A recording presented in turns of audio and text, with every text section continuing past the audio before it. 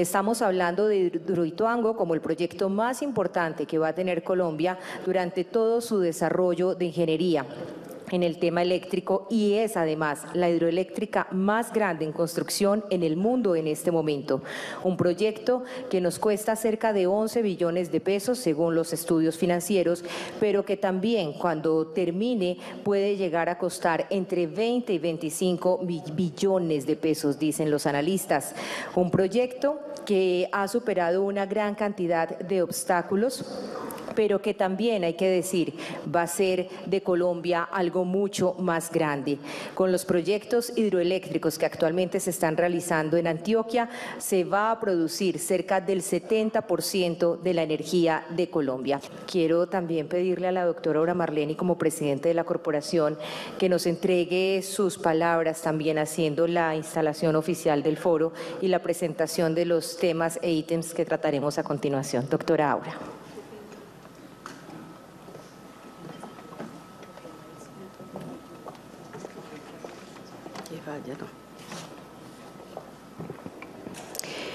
Bueno, un saludo muy especial a las personas interesadas en este importante foro, al doctor Jorge Londoño de la Cuesta, gerente de PM de Más Funcionarios, a los panelistas del foro, a los secretarios del Gabinete Municipal, a la Contraloría, a la Personería, a los compañeros concejales y concejalas, a los televidentes que nos acompañan, a amigos y amigas todas. El Foro Hidroituango, el proceso social y de ingeniería del futuro energético de Colombia, es ante todo un esfuerzo de transparencia a instancias del Consejo de Medellín. Tal como se expresó de manera reiterada en los momentos más álgidos de la crisis, que aún no se supera por completo, el momento de rendir cuentas llegaría y este evento es la demostración de ello.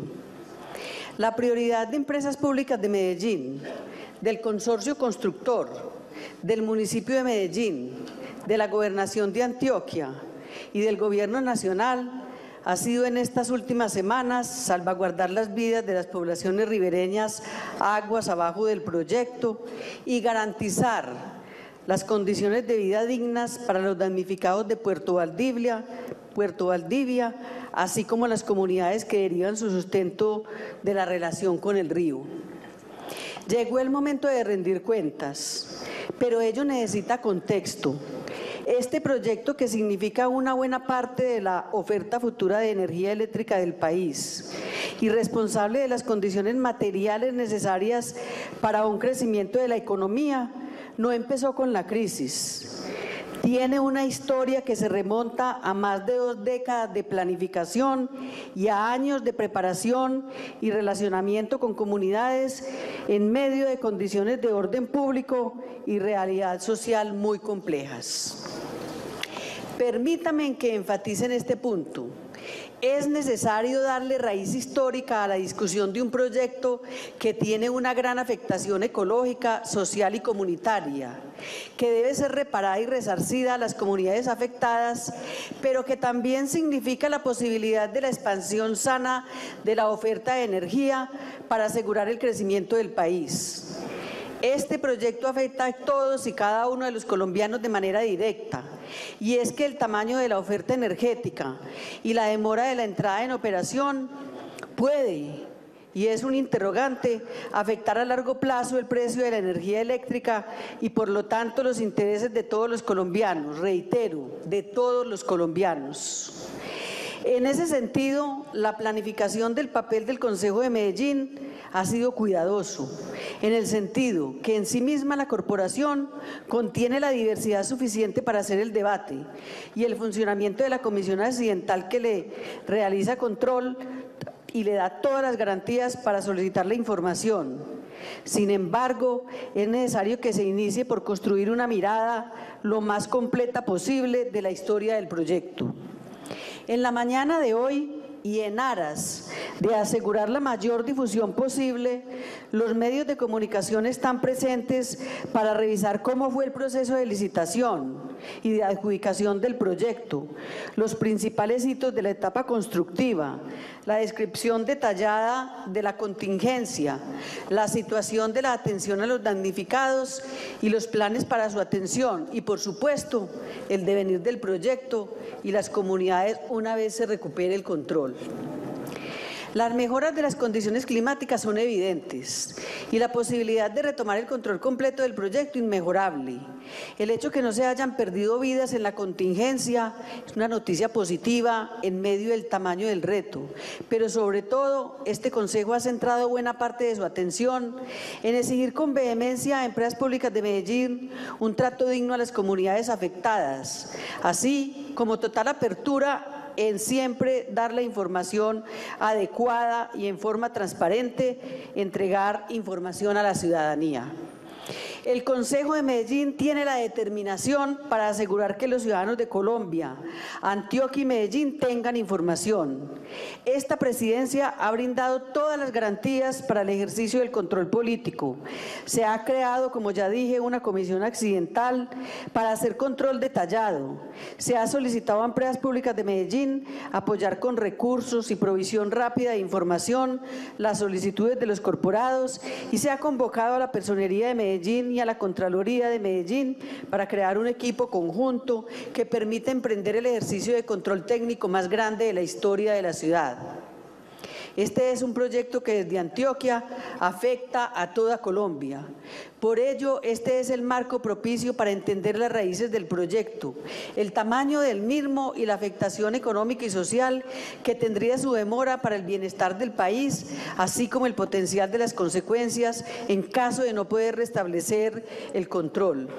Invito a los ciudadanos presentes en el recinto, a los oyentes y a los televidentes y quienes nos siguen por las redes sociales a participar y seguir este proceso de rendición de cuentas que nos va a permitir como sociedad construir un proceso de fortalecimiento de la democracia y rendición de cuentas extraordinario, como es el tamaño del proyecto que hemos emprendido como sociedad.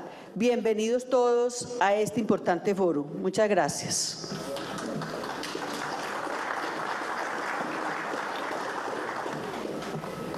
Muchísimas gracias a la Presidenta del Consejo de la Ciudad de Medellín, doctora Aura Marlene Arcila Giraldo, quien reitera a través de sus palabras la preocupación que ha expresado el Consejo en el acompañamiento que le da a la institución, a las comunidades, por esta importante megaobra, obra que significa desarrollo para Colombia, bienestar para los ciudadanos, desarrollo energético para el país y por eso, conscientes de su importancia, la doctora Aura Marlene Arcila, desde el programa Aula Abierta, ha propuesto hacer este importante evento que, como bien lo expresaba el gerente general de EPM, en muchas ocasiones es difícil poder exponer con amplio tiempo y también con todas las personas allegadas y en este momento encargadas de procesos los intríngulis más profundos que tiene en este momento Hidroituango. Por eso vamos a invitar también para que conozcamos fondo, inicio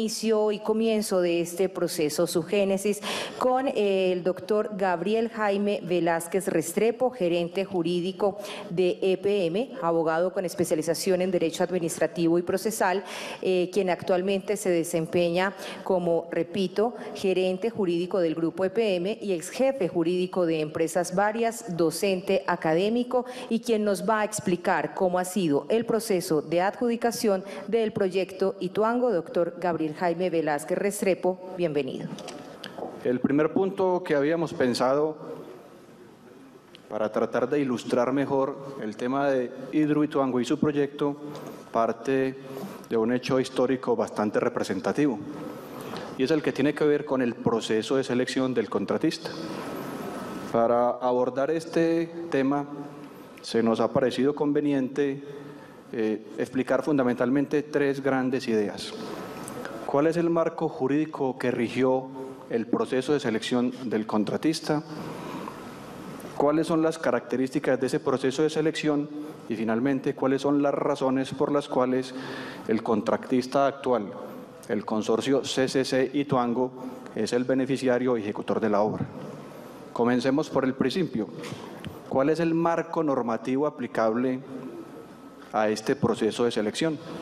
Lo primero que tendremos que decir es que Empresas Públicas de Medellín, desde el año de 1994, está subordinada, sometida o regida por la Ley 142 y 143 de 1994. En estas leyes explícitamente se ha indicado que el derecho aplicable en materia de contratación es el derecho privado, el mismo derecho que aplican los particulares. Esa es una nota importantísima que no puede perderse de vista en ningún debate y en ninguna consideración que se quiera hacer al proyecto hidroeléctrico Ituango. Pero no es la única norma. También se aplican en ese marco normativo los principios del ejercicio de la función administrativa y del control fiscal. El Estatuto de Contratación o Manual de Contratación de Empresas Públicas de Medellín y, finalmente, el pliego de condiciones. En conclusión, son 4 las normas o referentes normativos que no se pueden abandonar, no se pueden perder de vista si queremos evaluar al nivel de detalle ese proceso de contratación que le precedió al proyecto hidroeléctrico Ituango. Una segunda idea es cuáles son las características de ese proceso regido por el derecho privado que dio lugar a la escogencia del contratista. Lo primero que hay que indicar es que, con fundamento en ese marco normativo, EPM abrió un proceso de solicitud pública de ofertas. Se presentaron 14 firmas interesadas, contratistas, que se asociaron ellas a su entera discreción en 4 grandes formas asociativas, 3 consorcios y una unión temporal. Tercera característica de este proceso de contratación, que fue un proceso como el que más asistido y acompañado de autoridades externas, particularmente de la Procuraduría General de la Nación.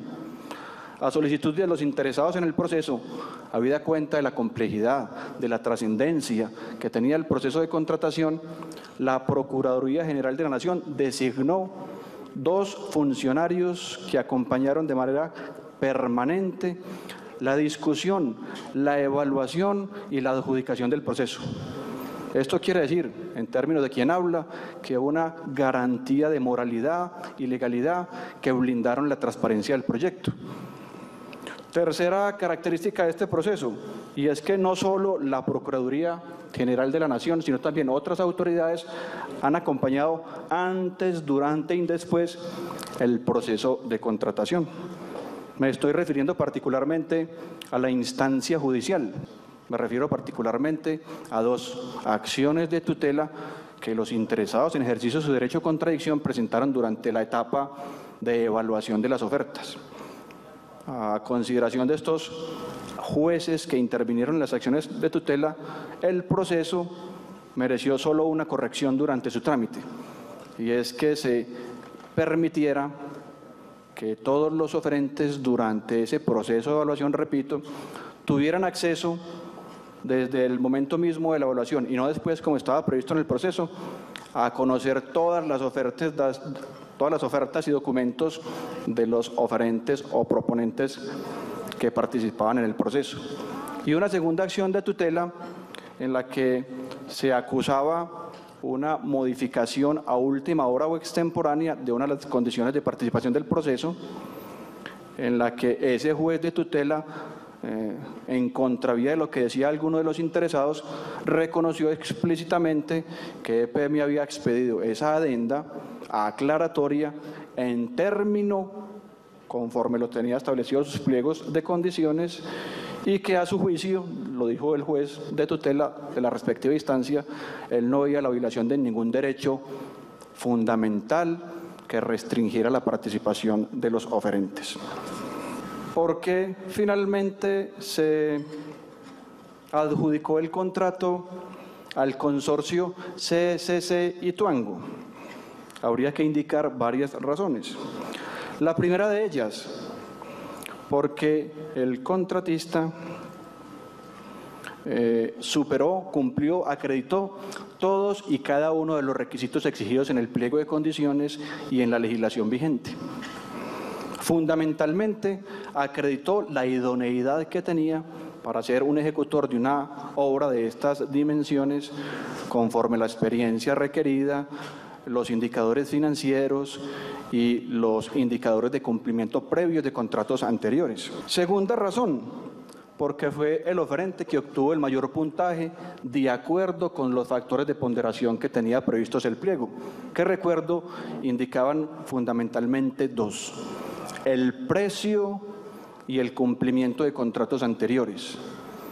La oferta presentada por el consorcio CCC Ituango fue económicamente la más conveniente, la más barata. Estuvo un 13% por debajo del presupuesto estimado que tenían Empresas Públicas de Medellín.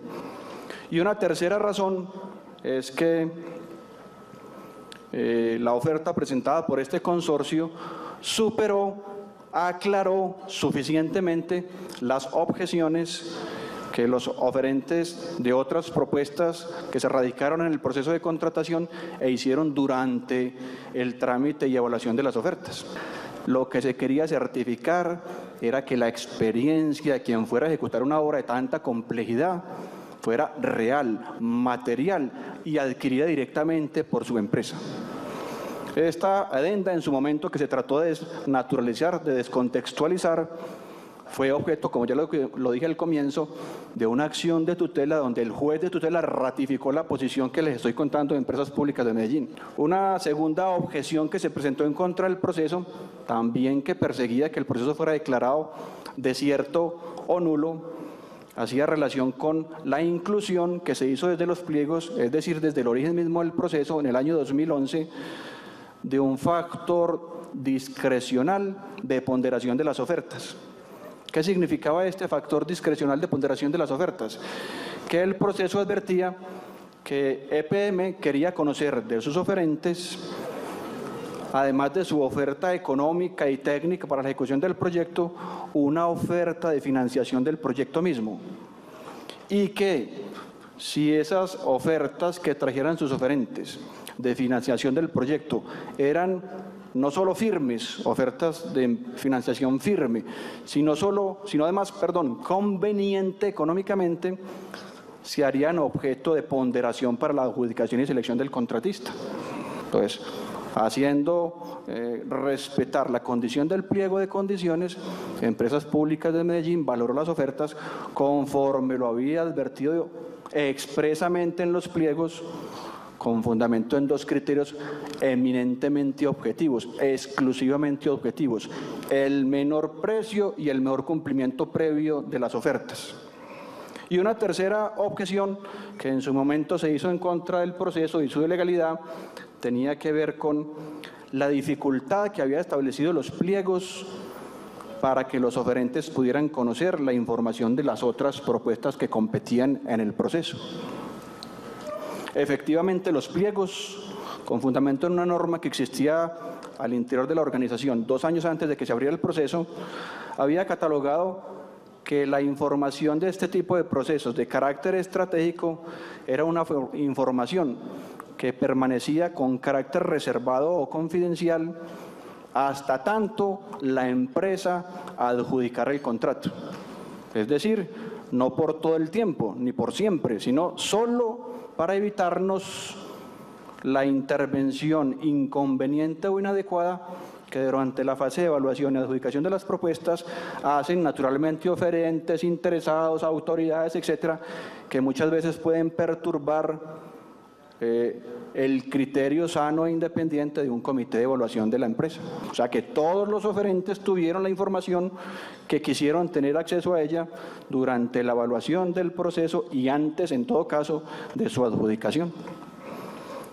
Superadas estas 3 objeciones que se hicieron en relación con el proceso de contratación, veamos entonces cuáles fueron las razones que se citaron para que, a juicio de los intervinientes que así lo plantearon, el contrato, a pesar de que tenía precedido un proceso de contratación válido, no debía ser adjudicado al consorcio CCC Ituango, sino a una firma diferente. La primera de esas razones tuvo que ver con que el consorcio CSC Ituango había omitido el cumplimiento de un deber exigido en los pliegos, cuál era el de anunciar si tenía incumplimientos, sanciones o multas en contratos precedentes. A juicio de algunos de los interesados, el consorcio CSC Ituango efectivamente había omitido el cumplimiento de este deber. Y para tratar de argumentar esa afirmación, anunciaron el incumplimiento que en un contrato que había suscrito con anterioridad Camargo Correa en el Brasil había sido objeto de una sanción. Después de estudiar con cuidado y detenimiento, repito, en compañía de la Procuraduría General de la Nación, ese argumento rápidamente se desestimó porque incluso la misma empresa de la que se originaba la supuesta sanción escribió a Empresas Públicas de Medellín aclarando que esa era una sanción que aún no se encontraba en firme, era apenas una pretensión sancionatoria en contra de Camargo Correa. Superada esta objeción, surgió inmediatamente otra en contra de la propuesta y la idoneidad del consorcio CSC Ituango, y es la que tenía que ver con el aparente o el hipotético conflicto de intereses.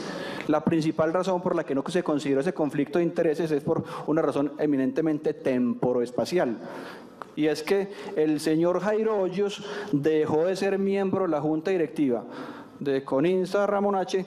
4 meses antes de que se abriera el proceso de contratación. No puede existir un conflicto de intereses respecto de una persona que ni siquiera hace parte del proceso de contratación. Muchas gracias. Estás viendo De Frente.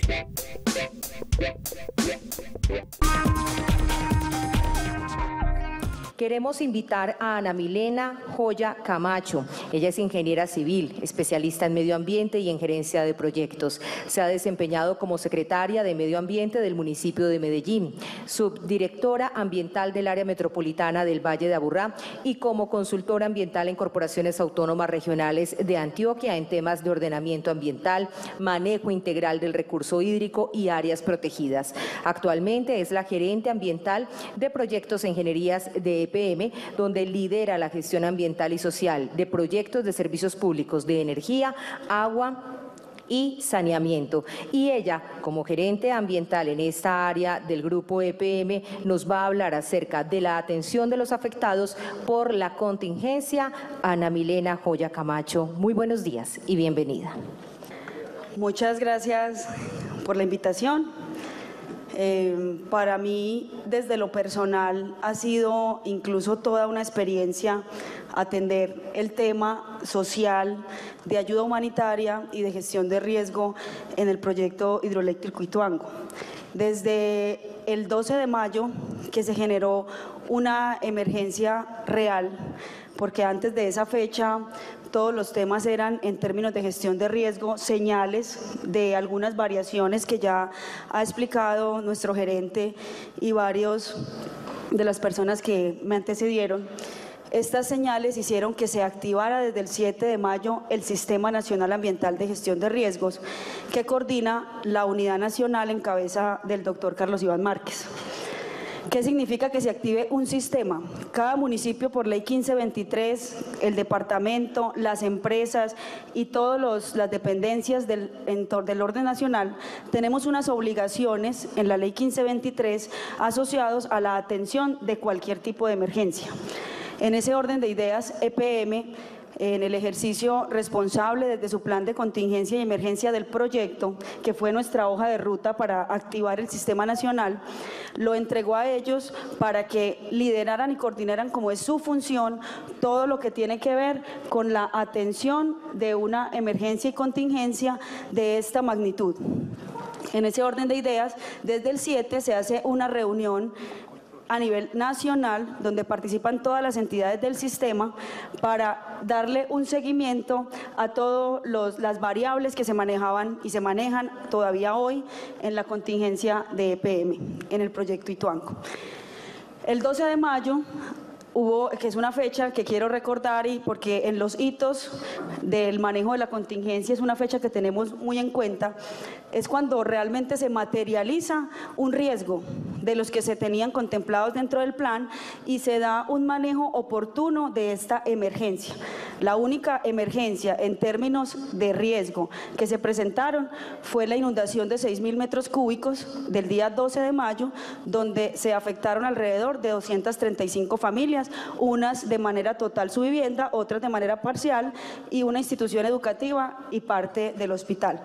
A partir de esa fecha, el gerente general dispuso dos cosas con un protocolo que tenemos establecido en la empresa que se llama de atención de emergencias y crisis, para que no solamente el proyecto hidroeléctrico atienda con su propio plan de contingencias, sino que todo el grupo EPM se pueda activar y ponga a disposición de la comunidad, que es nuestra prioridad, todos los elementos que como grupo podíamos disponer.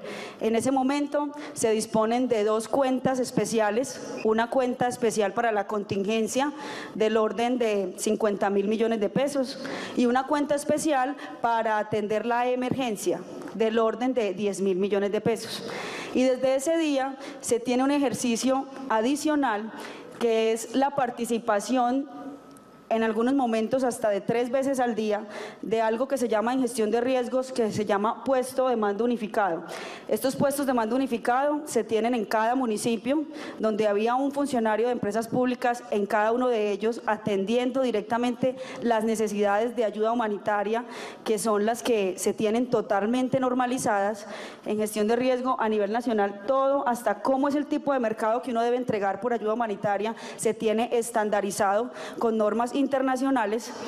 Entonces, todo eso tiene todas unas razones y unas motivaciones de cómo se hace en ayuda humanitaria. Y es tan delicado que cualquier persona en este país que recibe una ayuda humanitaria que no requiere, tiene unas consecuencias penales si no están debidamente diligenciadas en los censos, que son responsabilidad de cada alcalde. Los alcaldes son los que nos entregan, ni siquiera nos los entregan, nos dicen la necesidad completa a través de esos PMU, porque la información de los registros únicos de damnificados son información también de cierta confidencialidad que maneja cada alcalde y la Unidad Nacional de Gestión de Riesgo, quien es quien administra ese sistema de información.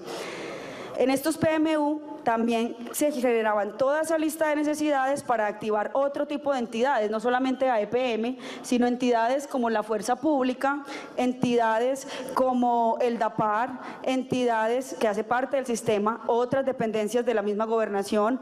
Estuvieron y han estado con nosotros ministerios como el de Minas, el de Ambiente, la Autoridad Ambiental, ANLA, autoridades ambientales locales como Corantioquia.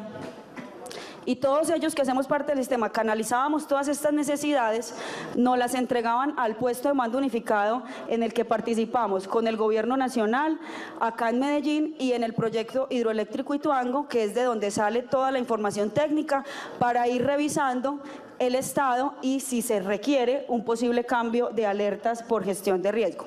Al día de hoy se han expedido 3 circulares por gestión de riesgo a nivel nacional en torno al proyecto hidroeléctrico. La circular 34, que salió en mayo, aproximadamente el 18 de mayo, y esta circular tenía en alerta roja el municipio de Valdivia, específicamente el corregimiento de Puerto Valdivia, el municipio de Tarazá y el municipio de Cáceres. Específicamente también una isla que ha sido poblada históricamente por indígenas, que se llama la isla La Amargura, y que con la contingencia ya le cambiaron el nombre a la isla La Dulzura. Anécdotas nos han pasado pues en todos estos municipios. El tema es que a partir de esta circular, si la circular nos dice que ciertas zonas son rojas, naranjas o amarillas, en el tema de ayuda humanitaria depende de qué es lo que uno puede a través del sistema entregar a estas personas y familias que han estado debidamente censadas o diligenciadas por cada uno de los alcaldes. Entonces, en alerta roja se tiene que evacuar en su totalidad los que estén en la mancha de inundación de gestión de riesgo. en alerta amarilla y naranja, lo que se debe hacer es estar preparados, generar unas condiciones de respuesta y apoyar a estos municipios para que en determinado momento, si se cambia de alerta, se tenga todo lo requerido para poder atenderlo de manera oportuna. De esa manera, nosotros hemos venido como EPM siendo coordinados desde el 7 de mayo por los que en función tienen coordinar el Sistema Nacional de Gestión de Riesgo, que es la unidad nacional, y hemos atendido las líneas de acción que son estándar en ayuda humanitaria, que son las que ustedes ven en las diapositivas, que tenemos acá, que es ayuda humanitaria alimentaria, no alimentaria, que lo que recoge son temas como kit de aseo, el tema de banco de maquinaria, porque hubo municipios donde tuvimos que también hacer algunos jarillones y algunas infraestructuras para mitigar el riesgo en ese momento o para adecuar los terrenos para hacer albergues temporales. Hicimos todo un tema de medios de vida, el tema de cuidado de animales domésticos. Cuando nos referimos a medios de vida, es todo el cuidado a los animales que son de granja, el tema de agua y saneamiento básico, un tema logístico, tecnológico por los sistemas de alertas tempranas y un apoyo directo a los municipios con un fondo que está reglamentado en el artículo 80 de la ley 1523, que se llama el Fondo FIC, para darle un recurso a los municipios que hacen parte de esta contingencia. En Valdivia tuvimos alrededor en algún punto de 17 albergues, entre albergues temporales y espontáneos. Les cuento que en esta contingencia incluso la Unidad Nacional sacó una nueva circular donde también se organizaba la estructura de los albergues, porque normalmente lo que es oficial es tener albergues temporales que se organizan por el Estado y liderados pues por su municipio y también se adecúan perfectamente para este fin. Acá en la contingencia tuvimos 3 tipos de albergues: los albergues temporales, los albergues espontáneos y los autoalbergues. ¿Cuál es la diferencia? Los temporales son 100% administrados por la fuerza pública o por la Defensa Civil o por la Cruz Roja, solo por organismos que tengan que ver con la gestión de riesgo. Los albergues espontáneos son sitios que son administrados por un presidente de una junta de acción comunal, por la misma comunidad, así tengan en una finca alrededor de 200 personas, y los autoalbergues son casas familiares que tenían en algún municipio de la contingencia que no estaba en riesgo y que iban donde una tía, donde un primo, que los allegaba. Dependiendo de cada tipo de albergue es la ayuda humanitaria a la que se accedía. En algunos se tenía que entregar comida caliente, en otros se entregaban mercados y en otros se le entregaba los kits de aseo y kits de alimentación. En Valdivia, como les cuento, llegamos a tener alrededor de 17 albergues entre temporales y espontáneos cuando tuvimos un pico de evacuación de 7.477 personas. En este municipio también le dejamos al alcalde una capacidad instalada con el megalbergue de Sevilla que le va a nutrir su propio plan de gestión de riesgo. Un albergue que tiene una capacidad para 2.000 familias, que tiene toda la logística y la infraestructura para los servicios básicos de atención de estas familias en cualquier tipo de emergencia del municipio. Ya se lo entregamos al alcalde. Invertimos como EPM 18.800 millones de pesos durante esta contingencia en este municipio. En el municipio de Tarazá tuvimos en algún momento un tope de manejo de 16 albergues, al día de hoy tenemos 6, en Valdivia no lo dije, pero el día de hoy tenemos solo 5. En Tarazá tuvimos un tope de evacuados de 5.700 personas y hemos hecho una inversión de 9.000 millones de pesos. Con estos 2 municipios todavía continuamos porque la circular vigente es la 42 y tenemos todavía algunas familias que estamos todavía atendiendo hasta que se cambie de alerta roja. En el municipio de Cáceres tuvimos un único albergue durante todo el tiempo, que es el albergue El Guarumo, y tuvimos un tope de 3.799 personas evacuadas y una inversión del orden de 3.600 millones de pesos. Este municipio hoy no tiene ninguna persona evacuada porque ya no está en alerta roja. El municipio de Caucasia nunca tuvo personas evacuadas. siempre estuvo nunca estuvo pues en alerta roja. Aún así le hicimos un preposicionamiento, que es el término que se utiliza para que se tenga unos kits listos por si cualquier tipo de emergencia se activa, del orden de 1.000 millones de pesos. Y este municipio tuvo una fortaleza desde el liderazgo de ellos mismos también, articulados al sistema y a EPM, porque se hizo un ejercicio de evacuaciones preventivas y de simulacros para que se entendiera muy claro por los ciudadanos dónde eran los puntos seguros de este municipio. Y en el municipio de Nechí se hizo una inversión de 4.700 millones de pesos, porque este municipio tuvimos siempre un albergue preparado para alrededor de 4.000 personas en una finca llamada El Recreo. Y en esta finca, como este municipio es tan plano, tuvimos que sí tener siempre listo, a pesar de que nunca estuvo en alerta roja, la coordinación del sistema nos exigía que tuviéramos esa preparación para la emergencia. En este momento ya está desmontado también este albergue de manera ya que estuvo preventiva. En el municipio de Ituango, a partir del puesto de mando unificado, las señales que se daban por la contingencia tenían que ver con la movilidad. Por eso EPM dispuso de más de 2.000 millones de pesos para fortalecer el tema del ferry, para obtener todo el tema del transporte por las caravanas terrestres y tener un tema de helicópteros si se tenía una emergencia por temas de salud. Los teníamos ahí también listos y disponibles para tener muy dispuesto siempre que las necesidades de la comunidad y que se tramitaran por las instancias que son desde los consejos municipales las tuviéramos totalmente atendidas. En apoyo a los municipios, como les venía diciendo, que es la de después, se le entregó a los alcaldes un fondo que lo permite, como les dije, el artículo 80 de la ley 1523, que se llama un fondo FIC y lo maneja la FIDU Previsora, de 50 millones de pesos, y para el municipio de Valdivia se le aprobaron hasta 180 millones de pesos. Para poder aprobar este fondo, cada alcalde nos debía presentar los soportes de en qué se iba a, porque lo necesitaban más de del 50 millones, que fue lo que hizo el alcalde de Valdivia, y se hace solo para atender gastos netamente operativos y que no podíamos suplir en una debida diligencia rápidamente por el sistema. Desde el 21 de mayo, EPM dispuso un mecanismo con la Unidad Nacional donde nosotros hicimos un convenio con ellos para tener siempre estos operadores de la unidad disponibles y que en el tiempo más rápido pudiéramos tener acceso al Fondo Nacional de Gestión de Riesgo, que nos administró estos recursos y nos los está administrando hasta el 21 de agosto, para hacer eficiente el tema de la inversión en estos municipios.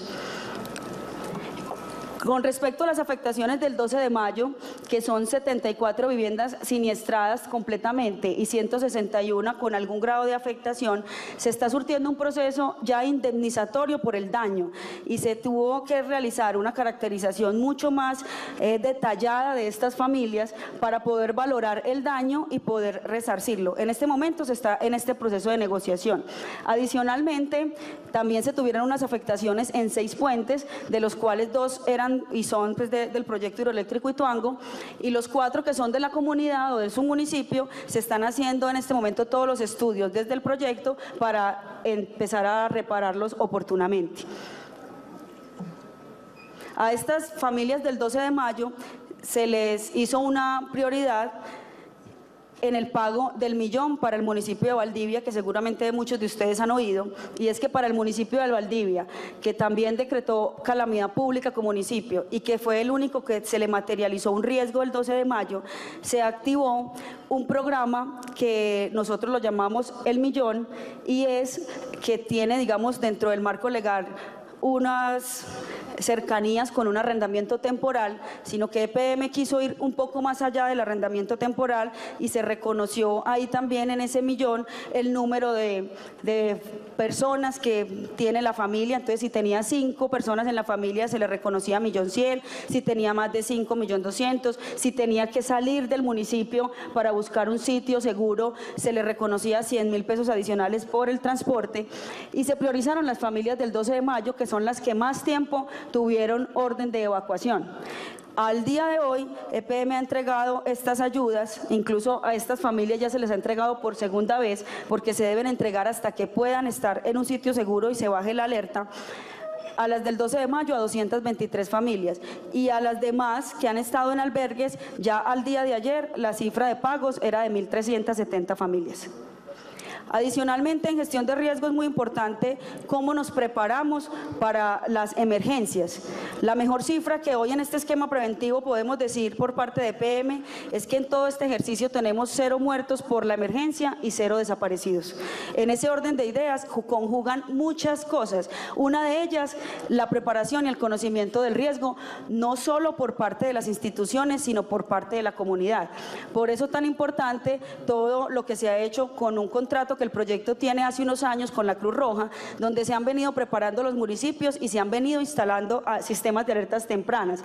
Adicionalmente, en la contingencia como sistema nacional se instalaron otras repetidoras, radios, sistemas satelitales para complementar todo el tema del sistema de alertas tempranas. Para tener hoy una cifra en todo este tema de la contingencia y del proyecto hidroeléctrico por esta amenaza de 131.000 personas preparadas en temas de gestión de riesgo de esta amenaza en particular. Adicionalmente, hemos apoyado la actualización de los planes de gestión de riesgo de estos municipios aguas abajo, no solamente de Antioquia, sino del área de La Mojana, para que se articulen estos escenarios de riesgo con las manchas de inundación que hemos modelado durante circulares, que son 263.000 metros cúbicos, la de 16.000 y de 8.000 metros cúbicos de agua. Ya esos modelos se les han compartido para que actualizaran sus propios planes de gestión de riesgo y sus esquemas de respuesta.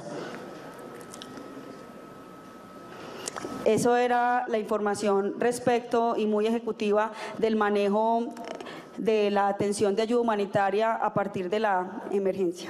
Muchas gracias.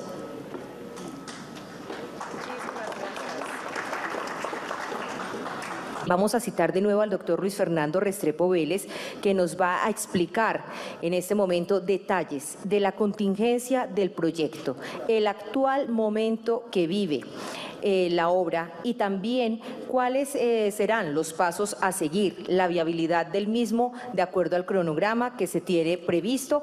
Recordamos que el doctor Luis Fernando Restrepo Vélez es gerente de infraestructura y minería de Integral S.A., quien nos va a ayudar con estas claridades antes de pasar al momento en el que ustedes también, nuestros asistentes, tienen la oportunidad de preguntar. Ya tenemos muchas de sus inquietudes, las cuales esperamos puedan ser resueltas en compañía de todas las personas que nos han prestado su conocimiento en el día de hoy.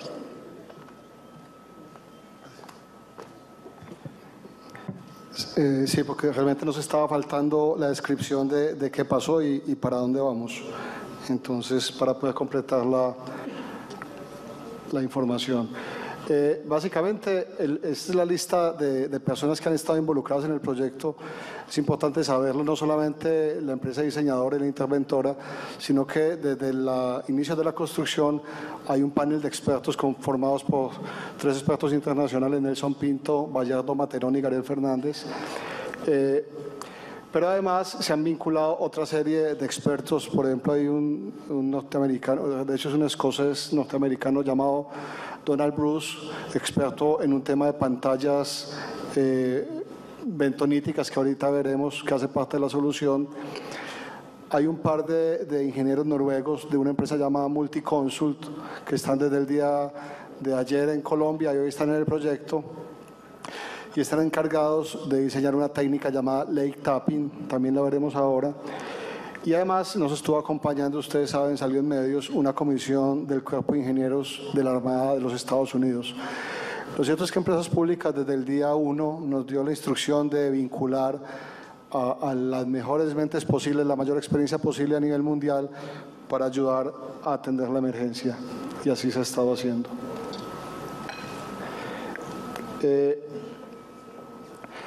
Un poquito, infortunadamente estamos muy lejos, pero además de todos los túneles que describimos ahora, hay un túnel adicional, 2 túneles adicionales que quiero mencionar.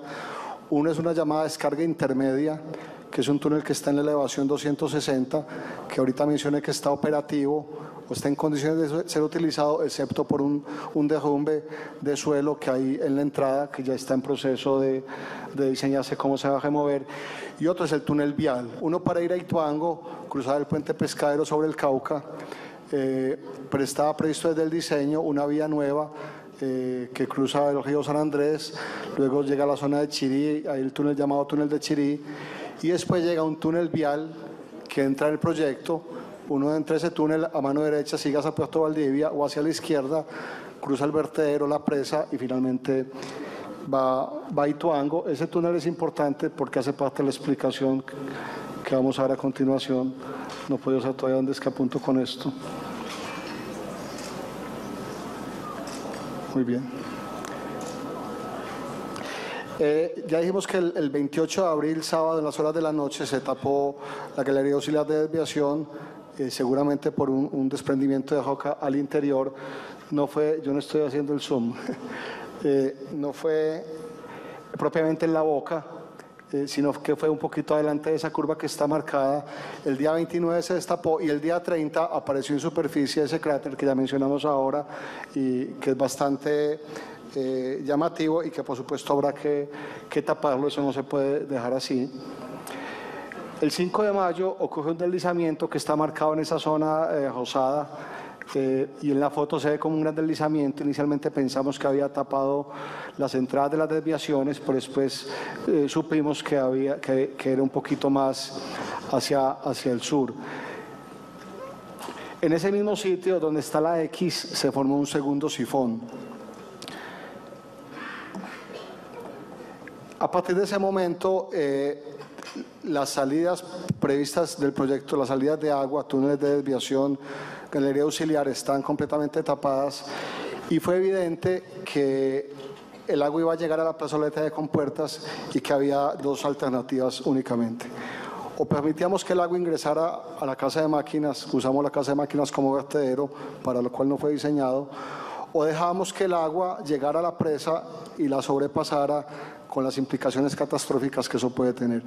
¿Y eso por qué iba a pasar? Porque para ese momento el vertedero estaba en la elevación 401 y la presa iba en la elevación 385. Desde el día 29 se había empezado a construir el lleno prioritario, pero las cuentas indicaban que no llegábamos, o sea, que no era posible llegar a la cota 401 como mínimo un poquito más antes de la fecha prevista de que el agua alcanzara. De hecho, como dato, el agua alcanzó la cota 385 de la presa el 17 de mayo. Y solamente una semana antes habíamos logrado superar esa cota. O sea, si no hubiéramos, o si no se hubiera permitido más bien que el agua ingresara a la casa de máquinas, hubiera sido una catástrofe de proporciones mundiales, de hecho. Entonces, el 11 de mayo en la madrugada ingresa el agua a casa de máquinas, cosa que actualmente está sucediendo, y por supuesto hay el máximo interés de que eso se detenga pues lo más pronto posible. El 12 de mayo hubo la salida de agua no controlada por el túnel de desviación derecho, cerca de 6.000 metros cúbicos, 5.000 más los 1.200 que lleva el río Cauca, ocasionaron una emergencia en Puerto Valdivia, dañó algunos puentes, inundó casas y obligó a comenzar con las evacuaciones desde ese momento. Muchas gracias.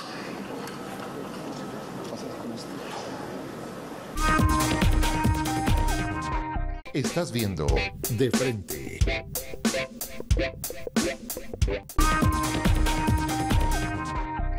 Así nos vamos acercando al final de nuestra transmisión por el canal Telemedellín en el día de hoy, donde hemos estado muy atentos a este foro Hidroituango, el proceso social y de ingeniería del futuro energético de Colombia, un tema que no solamente interesa al Consejo, sino a la ciudad, al departamento, al país, y que ha sido también un evento a nivel internacional al cual se le ha hecho seguimiento luego de, como lo han expresado nuestros foristas del día de hoy, la contingencia que ha retrasado el cronograma de esta importante obra. Vale la pena también recordarles que desde el Consejo de Medellín vamos a seguir en los próximos días revisando muy de cerca todo lo que tiene que ver con la obra, su impacto social, ambiental, energético y su futuro desarrollo. El próximo 24 de julio habrá también en el Consejo de Medellín un nuevo debate de control político donde se seguirán ampliando las inquietudes de los corporados y la ciudadanía frente a los avances de la obra. A todos queremos agradecerle el habernos acompañado y recordarles que el programa Aula Abierta forma parte de la mesa directiva del Consejo, en cabeza de la doctora Aura Marlene Arcila Giraldo, su presidente, quien está inquieta también para que puedan participar todos nuestros televidentes y asistentes de todos los temas que nos interesan e invitar a quienes se desprenden de nuestra señal a que continúen por www.consejodemedellin.gov.co, donde continuaremos con más inquietudes de los asistentes y por supuesto nuestra transmisión.